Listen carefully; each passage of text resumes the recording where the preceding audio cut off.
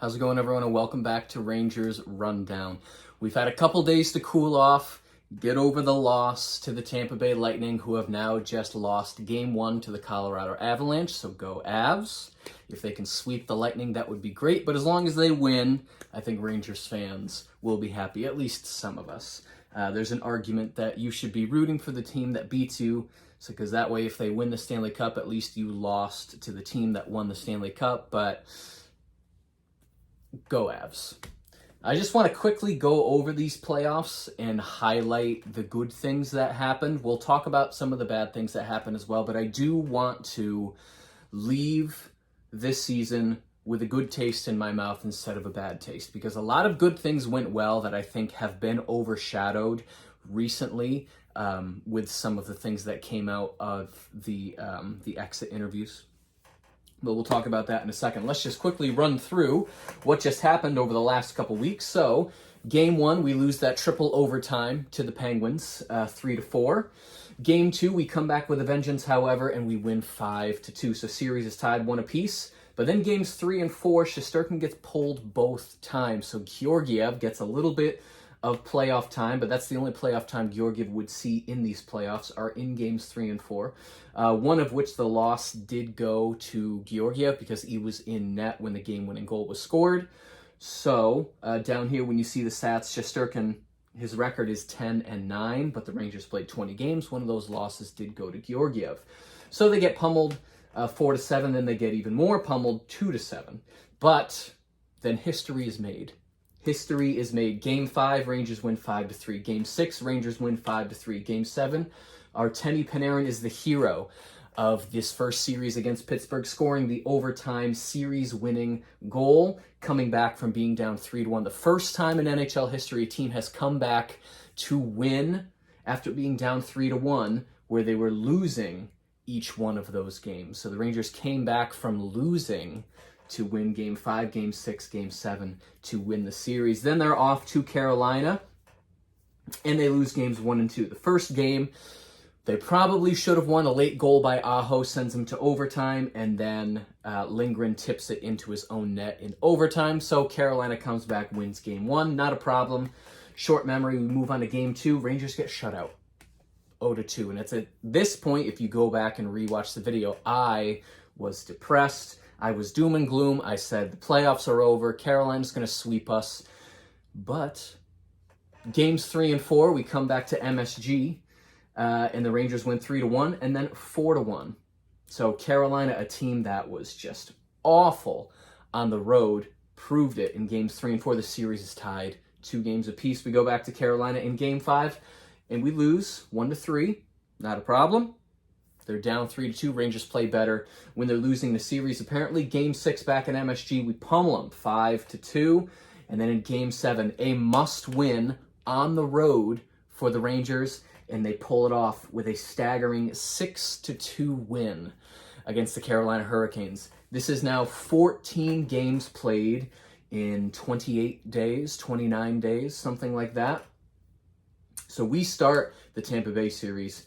This team is tired. They certainly didn't show it in Game 1, where they win 6-2, and we think, wow, this could be the year the Rangers make the final. Game 2, much closer game. The Lightning get their sea legs back, their skating legs back, and they skate better. Vasilevsky still lets in 3 goals, but that's 9 goals in the span of 2 games for Vasilevsky, so you knew that he was going to come back with a vengeance. And in Game 3, he did. The Rangers lose 2-3. And then in Game 4, the Rangers lose 1-4. So, in reverse of what happened in Carolina, the series is tied 2 games apiece. We would go on to Game 5. The Rangers would lose 1-3. And then they would lose Game 6, 1-2. And that very depressing Frank Vetrano ties the game. And then, 40 seconds later, Stamkos with the dagger in the heart. So the Rangers win 4 in a row, Games 6, 7, 1-2, and then they lose 4 in a row, Games 3, 4, 5, and 6, for a total playoff record for the Rangers as a team of 10-10. So they were a 500 team in the playoffs.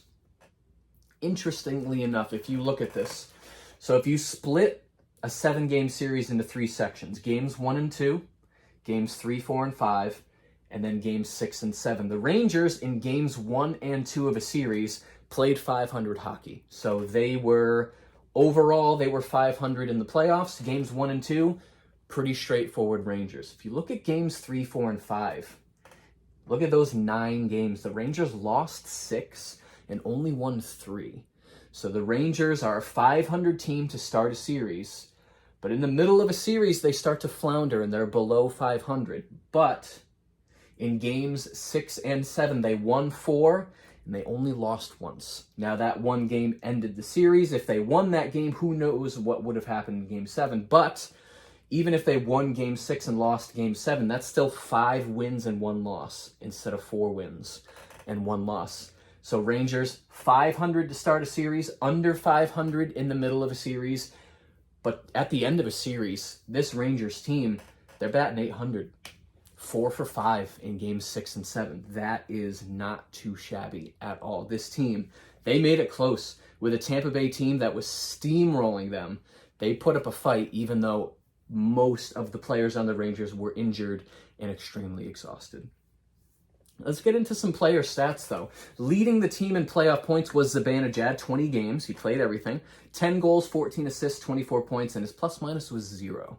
So there's not a single plus-minus on the board here that was above 0. Now, not all of the players are on here. I stopped at Strome because after that, the points just get lower and lower, and there's nothing too much to talk about. Fox, 20 games, 5 goals, 18 assists, 23 points. He was also a 0 in the plus-minus category. Kreider, 20 games, 10 goals, 6 assists for 16 points. He was a -1. Then we get to Panarin, 4th on the team in points. 20 games, 6 goals, 10 assists, 16 points, -5. So Panarin's plus-minus differential, if you look at it in a vacuum, is bad. He did put up 16 points in 20 games, which is not exactly where we would want him to be. He was over a point-a-game player in the regular season. You would have liked to see that continue in the offseason. He was probably injured. 6 goals in 20 games. You'd like to see a few more than that. Hopefully Panarin is healthy, and I hope Panarin is not an 82-game player. We want to see him in the playoffs put up some more points. Kopp, 20 games, 6 goals, 8 assists, 14 points, -2. Very good addition for the Rangers. Vetrano, 20 games, 5 goals, 8 assists, 13 points, -1. So Kopp and Vetrano in the top 6 of scoring on this Rangers team, and they'd only been on the team for a couple months, which is very nice to see. Hedl, 20 games, 7 goals. So he is 3rd on the team in goals, Philip Hedl. 2 assists, 9 points. He was a -2. And then Lafreniere, 20 games. You just flip those two numbers. 2 goals, 7 assists, but also 9 points, and he was a -3. So the kid line putting up some points. You see all 3 members of the top line. You see 3 members, so all top 6 forwards are on the board right now, but also 2 members of the 3rd line. So pretty good. Strome, 19 games. He did miss that 1 game. 2 goals, 7 assists, 9 points, and he was a 0 for the plus-minus. Overall, not too shabby. We have 6 players who were in the double digits for points, which is great. This deep into the playoffs. You'd like to see some of these players contribute a little more, specifically Panarin. Strome maybe should have put up a couple more points, but he was also dealing with an injury. The kid line was one of the silver linings of this playoffs. Lafreniere, Hedl, Kaka. That line should stick together next season. We'll talk about the little Kaka tension in a little bit, but Lafreniere, Hedl, Kaka, if that kid line can mature together and start figuring out a way to put up points, this Rangers team could have a very deadly top 9, which is what you need if you're going to do some damage in the regular season and then in the playoffs. This wasn't supposed to be the year the Rangers make it this far, and they did. So if the Rangers don't screw up this offseason, they put themselves in a very good position to do this again next year. But we'll talk about that when we get to the offseason questions. Shesterkin, he went 10-9, that 1 loss going to Georgiev. I think it was game probably 3. Yeah, it was game 3. Because the Rangers came back to tie at 4-4, and then Penguins would score that 5th goal. But a 929 save percentage and a 259 goals against. 259 is a little bit high for somebody like Shesterkin, but he was almost a 930 save percentage in the playoffs, which is just amazing. Continuing that streak of just shutting down those shots and keeping pucks out of the net. So Shesterkin keeping up his play. He's going to win the Vezina. I think everybody in the world is going to be shocked if he doesn't, but he's definitely going to win the Vezina, which will be fantastic. We had Fox win the Norris last year. We have Shesterkin win the Vezina this year. This team is just, the pieces are falling together, and all Chris Drury has to do is not screw it up over the next month or two. So, before we get into the offseason questions, I just want to go over who's a UFA, who's an RFA, and then we'll talk about free agency after that. So UFAs on this team: Kopp, Strome, Vetrano, McKegg, Mott, Rooney, and Braun. We have 7 UFAs on this team. Kopp and Strome. Only one of them is going to be a Ranger. Maybe neither of them, but definitely not both of them. I don't know. See, Strome has been such a big part of this team for the past, how long has he been here? 4 years? Is it time to move on from Strome? Are we tired of him missing empty nets? Is he going to ask for too much? Is Kopp going to be cheaper and arguably better on the ice? My gut is telling me that Kopp will stay and Strome will leave. We'll see what they can get for Strome, unless they just let him walk. So maybe they get a couple picks, maybe a prospect back in return for Strome to a team that needs a good second-line center. Hopefully Kopp stays. I like his chemistry with the team. He was able to put up points immediately after getting here. He wants to stay because he's really good friends with Jacob Trouba. He loves New York. So that's my guess. I think Strome leaves, Kopp stays. Vetrano, you know, players like Vetrano, although he did end up having a lot of chemistry with the team, there's nothing too special about him. He has a great shot, but this is the NHL, so there's a lot of guys that have a great shot. Is there somebody on the market that's going to be a cheaper option than trying to keep Vetrano? Maybe. That'll do exactly the same thing as Vetrano does, just plug in and just shoot. Maybe. If Vetrano stays, I'm not going to complain. I liked Vetrano. He put up points. McKegg, I wouldn't care if he goes. He's a nothing. Mott doesn't seem like he's going to stay, as well as Braun. Something came out recently. It doesn't look like Mott and Braun are going to stay, which opens up a bottom 4 spot and a bottom pair spot. Rooney is a UFA. I like Rooney as a fourth-line center. I really do. I know he missed some time.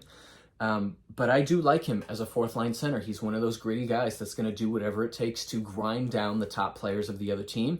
And he's good in the face-off dot, which is something that this team needs. So I would like Rooney to stay, but you don't pay your fourth-line players. So if Rooney asks for too much, they might let him walk, or they might sign him for too much money. And the Rangers don't have a lot of money to work with right now. So I want to keep Rooney for the right price. For RFAs, Kaapo Kakko, Julien Gauthier, Sammy Blais, and Alexander Georgiev. Georgiev is definitely moving on from this team. Not because we hate Georgiev, but because he's not going to get a lot of playing time behind Shesterkin. And he's the type of goalie that needs playing time if he's going to flourish. So I see him moving to a team that needs goaltending. We'll see what we get in return for Georgiev. Julien Gauthier, I don't think there's a spot on this team for him anymore. If he wants to stay and be this team's 13th forward, maybe. I assume he's going to want to play, so he's not going to get that opportunity here. I don't think, especially since Sammy Blais is going to be healthy. That's really the only reason Gauthier played this year, is because Sammy Blais got injured. So I don't see Gauthier returning. If he does, he's not going to see the ice that often unless somebody gets injured. Which brings us to Sammy Blais, who I think this team is going to keep. We don't really know what his potential is because he missed the entire season. He was knocked out of the season within the first 10 games, I think. So I think he's almost back to being fully healthy, and he'll rejoin the team and he'll slot in maybe on the second line to start the season. We'll see what happens. Probably, I don't even want to say probably third line because that's the kid line. So where is Sammy Blais going to slot in? It's either second line or fourth line unless Gallant breaks up the kid line. So free agency, July 13th. So this has to be dealt with before July 13th. And the Rangers have about $12 million in cap space to work with as it stands right now. Now, when they move some of these contracts off the books, that'll open up a little bit more cap space. But none of the people on this board are getting paid a lot of money, so they won't get too much more to work with. They have to give Kaka a bridge deal, which hopefully shouldn't be too much money. It'll definitely be a bridge deal. It won't be a fully fledged out, 6-7 year contract. It'll be a bridge deal. Blais not going to cost a lot. Hopefully Rooney doesn't cost a lot. We'll see how much Kopp wants to stay. Maybe he takes a discount because he wants to stay here. Can Vetrano be worked into that somehow? Who knows? But the offseason questions and spots they need to fill. Second line center. Hopefully it's Kopp. If not Kopp, I know Paul Stastny is a name that's been thrown around that could slot in very nicely with this team. A bottom D pair. Do they start the team with Jones with Schneider? Because I think Schneider has absolutely earned a bottom defense spot on this team. He showed some signs of maturity. He's a young kid. He's only 20, so he's going to make mistakes like he did in the season, like he did in the postseason. But he's earned himself a bottom pair. Who do they put with him, though? Do they put Jones? Do they keep Lundqvist and put him with Lundqvist? One of the other young defensemen on this team, do they give Reunanen, if that's how you say his name, a spot? We'll see what happens. Backup goalie. Do they trust Kincaid to move up and become the backup goalie and play 15, 20 games next season? I like Keith Kincaid. He's shown that he is an NHL caliber goalie. Not a starter, but he's a solid backup. Do they just move Kincaid up? Or do they keep him in Hartford and give Hartford a better chance at cultivating some wins and some chemistry and then sign somebody else? No idea. There was a lot of intrigue that kind of spoiled the end of the season. Why Kaka was scratched in Game 6. I mentioned this in the previous game. Gallant didn't give too much of a good reason why. He just said he put out the lineup that he thought was going to be best to win the game, which is BS, because if you honestly think that Hunt is a better option than Kaka, I don't know what you're smoking, because that's just wrong. Either he's lying and there's a different reason, or he's not lying and he's dumb, which is not really what you want to see with the head coach of your team. Kako apparently didn't know that he was scratched until he saw the lineups for the game. Nobody talked to him, and that is not a great way to try and cultivate the young guys on this team. So Kako probably a little flustered, a little annoyed, a little confused. And this scratch of Kako has opened up the door to, is he going to be a Ranger next year? That conversation was not going to happen if he played Game 6, but now the door is open to that conversation. And I want to say he's a Ranger. Why would you trade away your second overall pick a couple of years ago because he's taking a little bit to cultivate into the star player that you hoped he would be? He's not a bad player. He has visible chemistry with Lafreniere and Hedl, and that needs to cook more. I don't see Kako leaving this team. I think they give him a bridge deal and he stays and this tension will go away. But it's just annoying that we have to talk about it. Kravtsov signed a 1-year deal with the Rangers. That shocked me. The explosion that happened at the beginning of the season where Kravtsov went back to Russia because for some reason they wanted to keep around Hayek the Kayak instead of Kravtsov. Like, the Rangers deserved what happened with Kravtsov, because when you say to a guy that has a lot of upside potential, hey, we're going to play freaking Libor Hayek in front of you, come on. We're going to keep him on the team. We're going to scratch you. Sorry, not sorry. Good for him. Good for him for leaving and going to Russia. He goes, I'm going to go where I'm wanted. And we figured, all right, that's the end of Kravtsov, and we just lost one of our right wingers. What are we going to do? But he wants to come back. He has a 1-year deal. We'll see what he does in training camp. We'll see, maybe he slots into the fourth line. One of these right wingers might be disappointed at the end of training camp if somebody comes up and takes out their spot. But it's a good problem to have for the Rangers. You want a lot of choices. You want all of the wealth, so that way you can choose which pieces you want to click in. This is an important offseason. I don't think it's a do or die offseason, unless things go horribly wrong, but correct choices need to be made in the next month or so. And I'm not worried, but a little part of me is. Because this should be pretty straightforward. But it's the Rangers. So let me know if there's anything I've missed on the board, any off-season questions that you want to talk about. I'm going to try and keep the videos going, maybe do one a week throughout the summer just to keep the channel up and going. I'll do some news videos as things break. But if there's anything that I missed that you want me to make sure I talk about in the next video, please make sure to put it in the comments, and we'll see what happens. Enjoy the Stanley Cup final. Game 1 did go to the Avalanche. We'll see what happens in the rest of that series. If you enjoyed this video and you'd like to see more videos like it, be sure to hit the subscribe button. Thank you so much for watching, and I will see you in the next rundown.